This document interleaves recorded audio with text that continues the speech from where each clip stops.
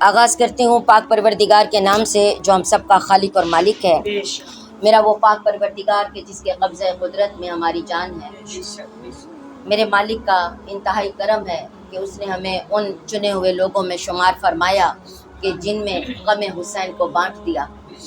میرا پاک پروردگار جتنا بھی ہم اس کا شکر ادا کریں کم ہے کہ ہمارے دلوں میں وہ شمع روشن ہے کہ جو ہمیں مصباح الہدا کی طرف سے ملی ہے، اور یقیناً جس طرح رسول پاک نے فرمایا تھا کہ الحسین مصباح الہدا و سفینۃ النجات، یقیناً اگر اس مصباح الہدا کی روشنی ہمارے سینوں میں ہے، وہ شمع ہمارے سینے میں روشن ہے، تو یقیناً ہم سفینہ نجات کی پہچان کر لیں گے اور اس کی طرف جانے والے راستے کو پہچان کر اس میں سوار ہو سکیں۔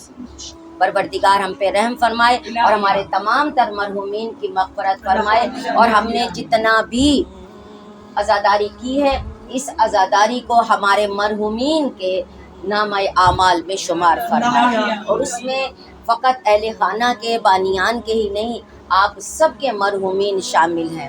اور خصوصی طور پر آج کے لیے تو سوچا ہوا تھا کہ اپنی بہن عابدہ کے لیے کہ کل ان کی ہوگی، تو خصوصاً ان کے لیے دعا گو ہیں، اور ان کو ہم یہ ایصال کرتے ہیں اس کا اجر۔ میرا پاک پروردگار ان کے سمیت ہم سب کے مرحومین کی مغفرت فرمائے اور ہمیں اور ان کی اولاد کو ان کے لیے صدقہ جاریہ بنائے۔ صلوات پیچھے اللہم صلی علی محمد وعلی محمد۔ مومنات، جیسا کہ آپ جانتی ہیں ہمارا جو موضوع تھا تاریخ کربلا اور حسینی اقدار یا اقدار عاشوراء یا کربلائی اقدار، ویلیوز آف عاشوراء، کہ کون سی وہ ویلیوز ہیں جو عاشوراء نے ہمیں عطا کی ہیں، جو معاشرہ مردہ ہو چکا تھا ان ویلیوز میں، ان اقدار میں، جو اس کے اندر ختم ہو چکی تھی یا انتہا درجے کی معدوم ہو چکی تھی، تو اس عاشوراء نے ان کو زندہ کر دیا ہے۔ ان اقدار میں آپ کی خدمت میں عرض کیا کہ جو حسینی اقدار ہیں ان میں جو پہلی قدر ہے وہ عہد اور ذمہ داری ہے۔ اس کے اوپر ہم نے سیر حاصل گفتگو کرنے کی کوشش کی ہے۔ پروردگار ہمارے فہم میں اضافہ فرمائے۔ آپ نے اس ضمن میں جانا تھا کہ عہد اور ذمہ داری یہی ہے کہ اگر کوئی شخص ذمہ دار ہوتا ہے تو اسے یہ معلوم ہے کہ میری ڈیوٹی کیا ہے، میرا فرض کیا ہے، میرا وظیفہ کیا ہے، مجھے کون سا کام کرنا ہے۔ وہ اس کے انتظار میں نہیں ہوتا۔ فرض کریں اگر کوئی ہمارے سامنے غلط کام کر رہا ہے یا فرض کر لیں کہ وہ جو غلط کر رہا ہے، تو ہم اس کے منتظر نہیں رہیں گے کہ کوئی تیسرا آ کر ہمیں کہے آپ تو عالم ہیں، آپ کو تو اچھی طرح آتا ہے، آپ تو بڑے عبادت گزار ہیں، آپ ذرا اس کو وضو سکھا دیں۔ نہیں، وہ کسی کے کہنے کا انتظار نہیں کریں گے، بلکہ جب دیکھیں گے غلط ہو رہا ہے تو اس کو وہ انتہائی طریقے سے محبت سے ان کو سمجھائیں گے کہ صحیح طریقہ کیا ہے۔ یہ ایک ذمہ دار انسان کی نشانی ہے۔ تو امامت سے بڑی ذمہ داری کوئی نہیں، اور امام سے بڑا ذمہ دار انسان کوئی ہو نہیں سکتا۔ تو امام نے یہ نہیں دیکھا کہ کوئی ان کو کہے، بلکہ انہوں نے خود یہ محسوس کیا کہ معاشرے کی حالت تو دگرگوں ہو چکی ہے، اور یہاں پر لوگ اچھے کو برا اور برے کو اچھا سمجھنے لگ گئے ہیں، اور یہاں تک کہ برائی پہ فخر کرتے ہیں اور اچھائی پہ شرمندگی محسوس کرتے ہیں۔ تو انہوں نے جاتے ہوئے جو اپنا عزم بتایا تھا کہ میں یہ سفر شروع کر رہا ہوں، تو میرا جو سفر ہے اس کا مقصد، یعنی سفر کیا اور وہاں پر ڈٹ کے کھڑے ہوئے اور جو اقدار تھیں ان کو زندہ کرنے کے لیے اپنی ذمہ داری نبھائی، تو اس کو قیام کہتے ہیں۔ انہوں نے قیام کیا۔ تو جب قیام حسین ہوا تو ہمیں یہ معلوم ہونا چاہیے کہ اس کا مقصد کیا تھا، تو بتا دیا انہوں نے۔ رخصت کے وقت جب مدینہ سے رخصت ہوئے تو کہا میرا مقصد کیا ہے کہ امر بالمعروف کروں و نہی عن المنکر، لیکن اس سے پہلے کہا کہ میں اصلاح امت کے لیے جا رہا ہوں۔ مقصد قیام حسین کا مقصد تھا اصلاح امت، تو اصلاح امت کا طریقہ کون سا ہے؟ کیا سب کو اٹھا کر جیلوں میں بند کر دیا جائے؟ کیا سب کو طعنے تشنیع دیے جائیں؟ کیا سب کے ساتھ برا بھلا کیا جائے؟ نہیں، بلکہ انہوں نے یہ بھی طریقہ بتایا کہ اگر کسی کی اصلاح کرنا چاہتے ہو تو پھر طریقہ کون سا اختیار کرو؟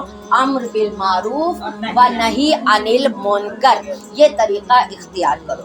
تو ہم نے دیکھا کہ امام حسین علیہ السلام کی زندگی 3 شعبان 4 ہجری سے جو آغاز ہوتا ہے، 3 ہجری سے جو آغاز ہوتا ہے، 3 یا 4، تو اس سے لے کر 61 ہجری 10 محرم تک امام حسین علیہ السلام کی زندگی اس بات کا مظہر ہے کہ انہوں نے ہمیشہ امر بالمعروف و نہی عن المنکر کیا، اور خصوصی طور پر 50 ہجری سے لے کر 61 ہجری عاشورہ تک، جبکہ ان کا دور امامت تھا، یہ چیز عروج پر رہی، کیونکہ کبھی استاد کے استاد نہیں بنتے۔ تو جب ایک امام موجود ہو تو جو دوسرا امام موجود ہوتا وہ امام ہی ہے، مگر اس وقت منصب پر وہ فائز ہوتا ہے۔ جیسے آپ دیکھ لیجئے ماشاءاللہ پڑھنے والی اتنی بہنیں ہوتی ہیں، لیکن پڑھنے کے لیے اس وقت پر منبر پر ایک ہی آئے گا، سامنے ایک ہی آتا ہے، باری باری سب، تو ایک ہی موجودگی میں دوسرا نہیں بولتا، دوسرا بیچ میں دخل اندازی نہیں کرتا ہے، تو یہ تو بہت بڑی ذمہ داری ہے۔ تو جب ایک امام موجود ہو جو اس وقت اپنے منصب پہ فائز ہو، آپ نے دیکھا ایسا دور بھی گزرا کہ جب 4 امام ایک وقت میں موجود تھے، مولا علی علیہ السلام منصب امامت پر تھے، امام حسن علیہ السلام بھی تھے، امام حسین علیہ السلام، اور امام زین العابدین کا بھی ولادت ہو چکی تھی۔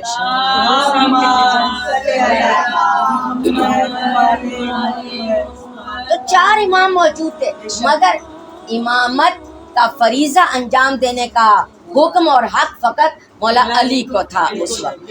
تو اس طرح سے ہم جب غور کرتے ہیں تو اپنے دور امامت میں امام حسین علیہ السلام نے یہ کام اپنا بدرجہ اتم بہترین طریقے سے ادا کیا۔ اچھا، اب ہم اس بات کو تسلیم کرتے ہیں، اور ہم جو بھی زیارات پڑھتے ہیں اس کے اندر یہ ذکر ہوتا ہے۔ ابھی زیارت آپ کے سامنے پڑھی گئی ہے، زیارت وارثہ، اس میں ہم یہ کہتے ہیں، کیا کہتے ہیں؟ دراصل یہی بات ہوتی ہے، کہتے ہیں کوئی جانے والا چلا جائے تو 40 مومن اگر اس کے حق میں گواہی دیں تو وہ اس کے لیے بخشش کا باعث ہوتا ہے۔ تو آپ دیکھیے کیسے کیسے کام ہمیں وہ دے کر گئے ہیں، کیسے کیسے کام پوری دنیا میں جہاں جہاں پر مسلمان موجود ہیں، جہاں جہاں پہ حسین کے چاہنے والے موجود ہیں، جہاں جہاں پر ہیں وہ یہ زیارت پڑھتے ہیں، اور اس زیارت کو کوئی ایک دفعہ نہیں پڑھتے، زندگی میں جانے کتنی بار پڑھتے ہیں، اور کتنی بار وہ یہ گواہی دیتے ہیں کہ اشہدو، میں گواہی دیتا ہوں، انکا، بے شک تو، قد یقیناً، اقمت الصلاۃ، تو نے قائم کی نماز، وآتیت الزکاۃ، اور تو نے دی زکوٰۃ، وامرت بالمعروف، اور تو نے امر کیا معروف کا، حکم دیتا رہا معروف کا، ونہیت عن المنکر، اور منع کرتا رہا منکرات کو، منع کرتا رہا، وَأَطَعْتَ اللَّهَ وَرَسُولَهُ، اور تو نے اطاعت کی اللہ کی اور اس کے رسول کی۔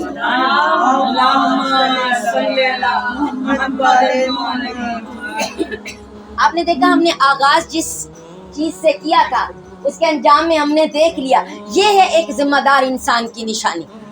ایک ذمہ دار عہدے پر جو بیٹھا ہو، جس بھی عہدے پہ بیٹھے ہو، اس کی ذمہ داری نبھانے کا یہی حق ہے کہ وہ جن کا امام تھا، جن کا امام ہے، جو اس کے ماموم ہیں، وہ سب کے سب اس بات کی گواہی دے رہے ہیں، اور یہی گواہی ہے۔ اور دیکھیے آپ، ہم ان کے صدقے سے کیسے کیسے نیک کام کر گزرتے ہیں۔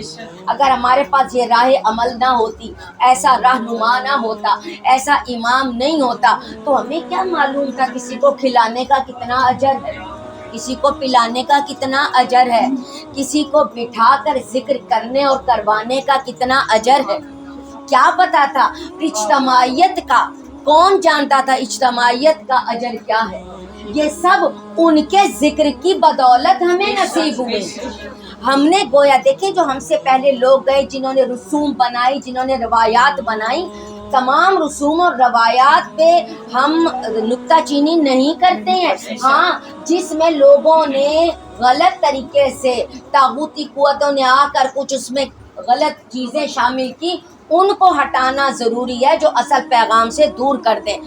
اس کے علاوہ جو رسوم شروع ہوئی، آپ لوگوں کے ہاں تو خیر میں نے وہ مجلس نہیں پڑھی ہے، لیکن خیبر بلاک میں نے پڑھی، اس میں میں نے ذکر کیا تھا کہ کس طرح سے برصغیر پاک و ہند میں جو شروع ہوئی عزاداری، وہ کس طرح سے شروع ہوئی تھی عزاداری.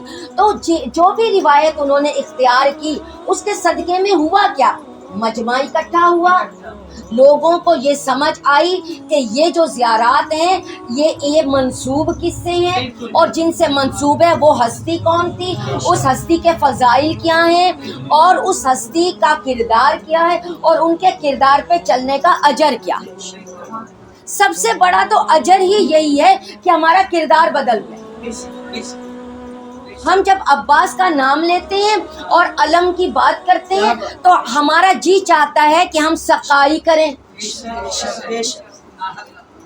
جو پانی پلانے کا فریضہ انجام دیتے تھے، جو سقائے سکینہ، سقائے اہل بیت رسول کے نام سے موسوم ہیں، وہ شخصیت جب ہم ان سے محبت کا اظہار کرتے ہیں، ان کے کردار کو اپنانا چاہتے ہیں تو ہمارے ذہن میں فوراً آتا ہے نہیں ہمیں بھی یہ کام کرنا چاہیے، اور کچھ نہیں، پانی ہی پلا دیں.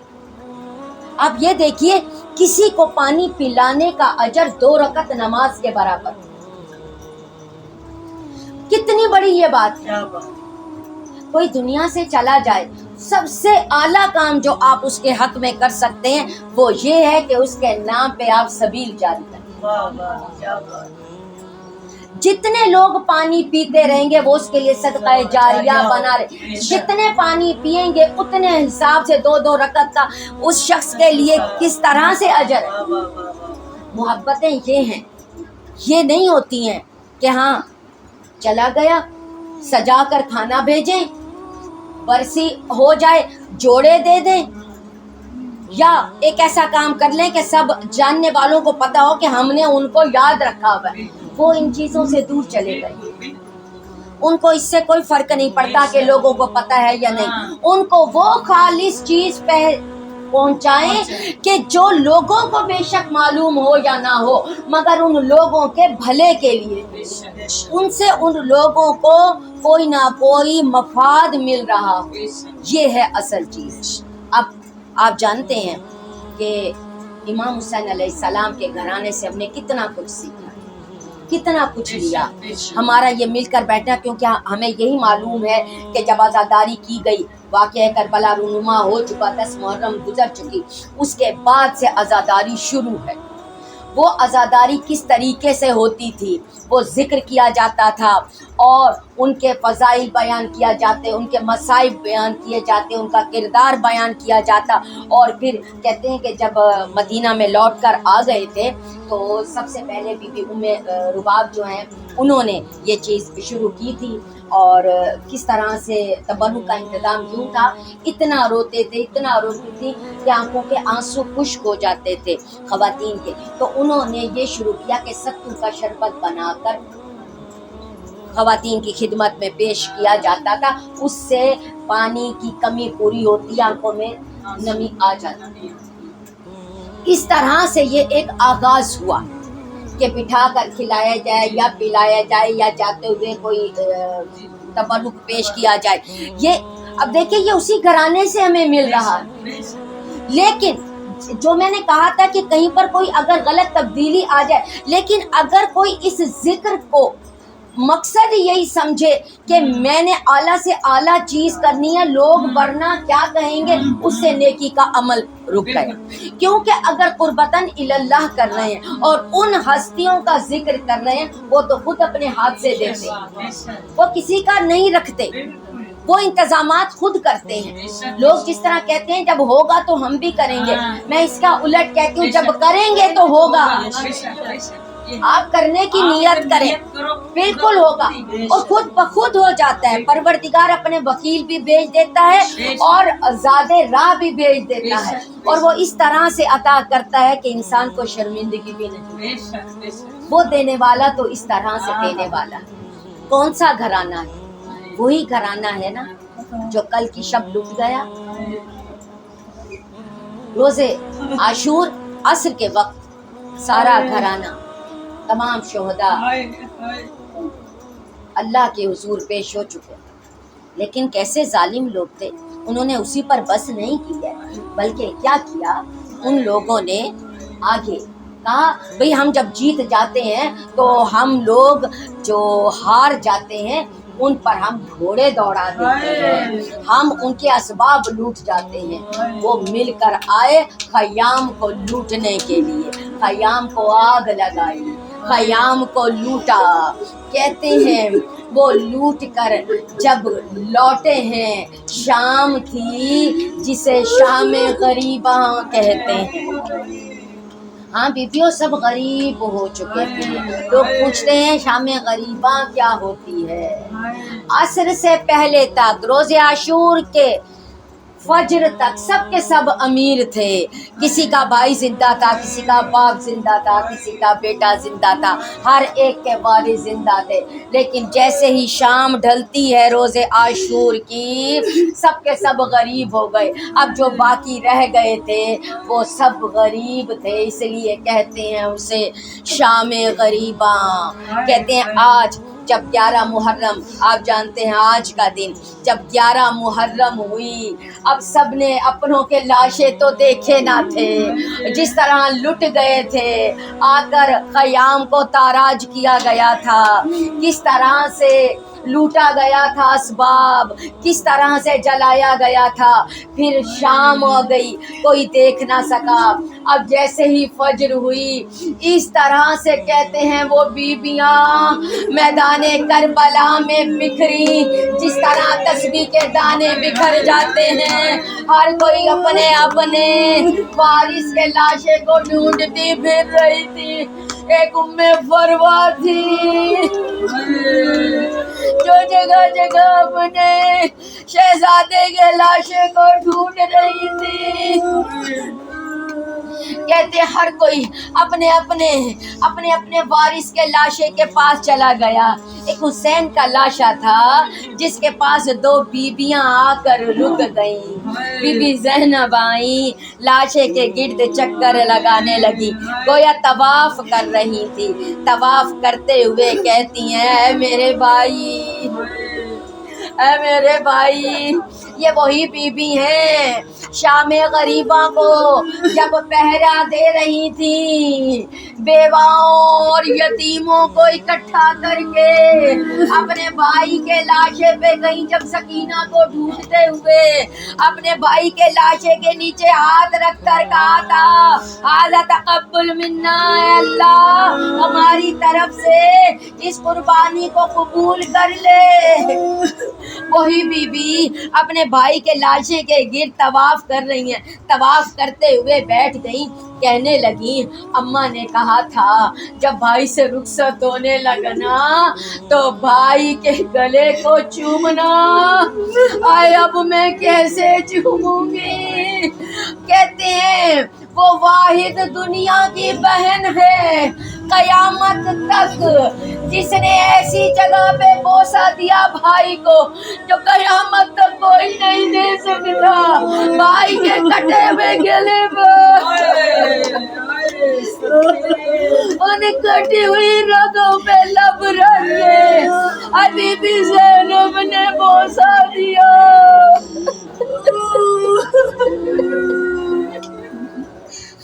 اب وہ وفا شعار بی بی آگے بڑھی، بی بی ام رباب آگے آئیں، کہنے لگی اے میرے والی میں آپ کو چھوڑ کے جانا نہیں چاہتی ہوں، میں کس طرح سے آپ کو چھوڑ کے جاؤں، میرے پاس رضا نہیں ہے، کاش کہ میرے پاس رضا ہوتی، میں آپ پر وہ رضا ڈال دیتی۔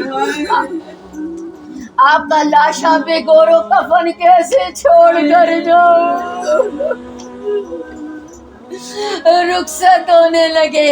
ہاں یہ بیبیاں تو رخصت ہونے لگیں. آخر میں بس بیبیوں آخری جملہ جب رخصت ہونے لگیں تو اس جوان نے دیکھا. کہتے ہیں جوان بیٹے ہوں تو ماں باپ بے فکر ہوتے ہیں، ہمارا غسل کفن جنازہ بہت اچھا ہو جائے گا. وہ 22 سال کا جوان اور جس کی دستار بندی اس طرح سے کی تھی، ہائے ظالموں نے دستار بندی کی.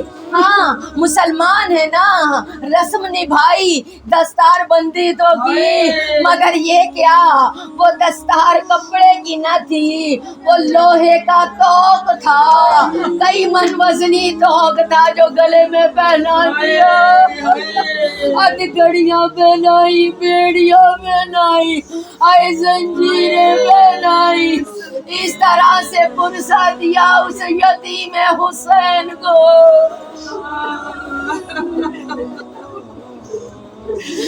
جب قافلہ روانہ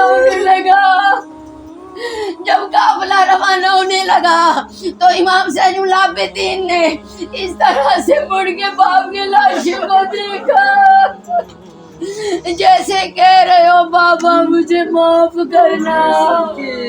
بابا ایسے جوان بیٹے کا کیا فائدہ، اے جو باپ کو بے گور و کفن چھوڑ کر جائے. بابا مجھے معاف کر دینا.